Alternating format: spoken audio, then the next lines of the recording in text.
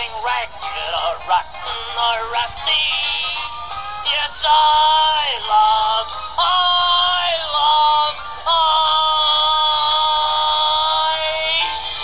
trash. Hello everyone, this episode of The Bastard Reads is a special tribute, sort of, to the Real Manos. I'm going to put his link up in the right. I suggest you check him out. Whenever I see that he's made a video, it is the first thing I click on. I kid you not. Not only is he well-spoken, but he's also entertaining as well. One of the comics that he reviews and suggested that I read as well is Madame Xanadu, so I decided to take the first 10 issues and give them a read. The comic is written by Matt Wagner, who you may know from Grendel fame, and it is illustrated by Amy Reeder Hadley. Now, I'm not familiar with her artwork, but after reading these first 10 issues, I am really impressed with her artwork. Here and there are a few things that didn't work for me, none that I can really point out here, but overall, she is a really great artist, and I hope she gets more work in the future. The comic centers around the title character, Madame Xanadu, a character from the DC universe that has kind of been kicking around for the last 30 years. She hasn't really done much of consequence. She's always been on the fringes of things. She's never been a part of something really major. But it looks like this is a character that Matt decided to take and remold into someone of worth and note in the universe. The first couple of issues center around her origin. They're set during the times of King Arthur and the Knights of the Round Table, and you come to find out that not only is she a sister of Morgana Le Fay, but she's also a lover of Merlin, which is kind of perverse depending on your point of view, because even though she's existed for hundreds, probably thousands of years, she retains the image of a young 16-year-old girl. So I don't know if Matt was kind of poking fun at Merlin, implying that he's a perverted old man, but I find that terribly amusing.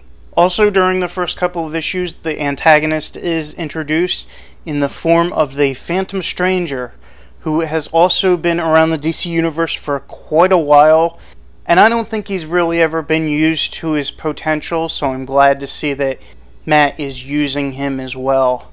Drama ensues at the climax of the second issue, and Madame Xanadu is pretty much forced to betray Merlin and turn her back on her little fairy kingdom where she's always been.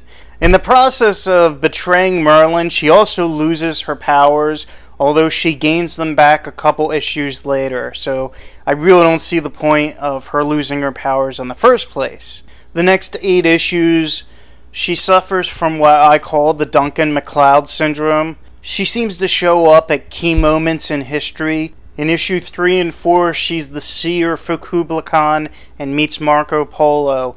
In issue 5 and 6, she's in Victorian France and meets Marie Antoinette, and they become friends.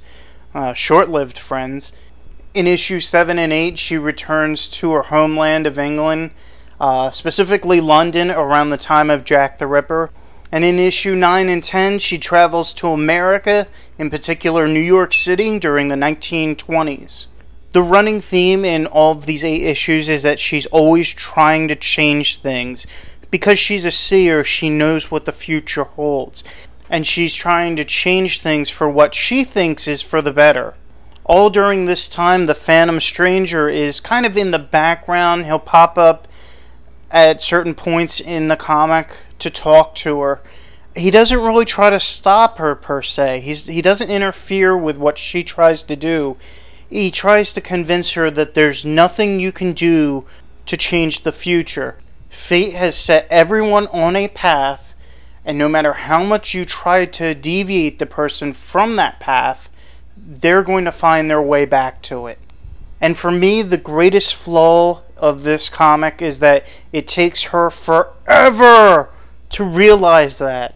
You know, if she had realized it around issue 6 and decided to go in a new direction, I don't think I would have developed as much of a contempt for her as I have. By the last page of issue 10, I'm going, finally, she's figured it out! Seriously, though, It just felt like it took too long for her to grow as a character. But by issue 10, I think she's in a very good place. I think she realizes that she can't change major events in time. She can hopefully change little things and help people in little ways, and I really think that's the way to go. I'm definitely eager to check out issue 11 onward and see where it goes from there. I have to say, this series definitely reads better on a month-to-month basis. Trying to sit down and read 10 issues all in one sitting, it just didn't happen. I read the first 4 issues, and then I came back to it a few days later and read another couple, 3 or 4 issues, and then the last 2 issues I just finished up recently. So unfortunately, it's not really a story that reads very well collected. It's definitely something that you have to take in little pieces. You know, I'm not going to say that I was bored reading it. I was very entertained reading it. It just didn't grab me and say, you need to read the next issue. I think the only times that happened were when they ended on cliffhangers. But when she went to another time, it was like, I can pick this up on, tomorrow. I'm not going to be biting my fingernails wondering what's going to happen.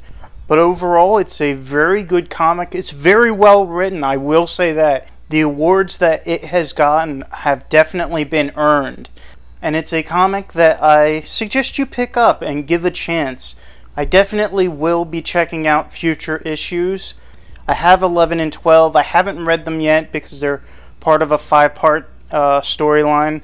So I'll be picking up the next 3 parts to that and future issues, hopefully pretty soon.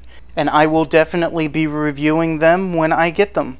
So thank you for listening. I hope you enjoyed it. And check out Real Manos. His link is up in the right. Check him out now.